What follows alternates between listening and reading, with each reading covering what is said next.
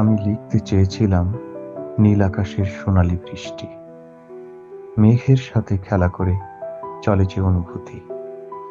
আমি লিখতে চেয়েছিলাম পথের ধারে হেঁটে যাওয়া সে দুঃসাহস, সামনে এক অনিশ্চিত ভবিষ্যৎ অপেক্ষা করছে।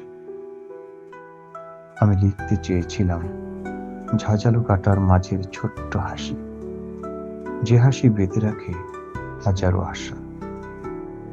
আমি লিখতে চেয়েছিলাম চাঁদের সাথে ঘুমহীন গল্প, যা গভীর রাতেও মনকে ঠান্ডা করে।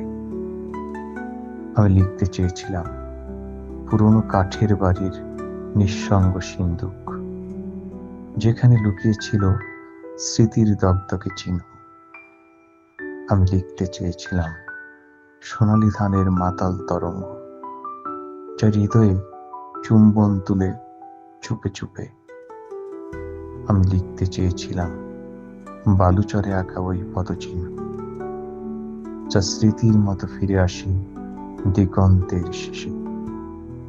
কিন্তু শব্দের চেয়েও যেন অপেক্ষা বড়, মনে শুধু দীর্ঘশ্বাস আর রোদ।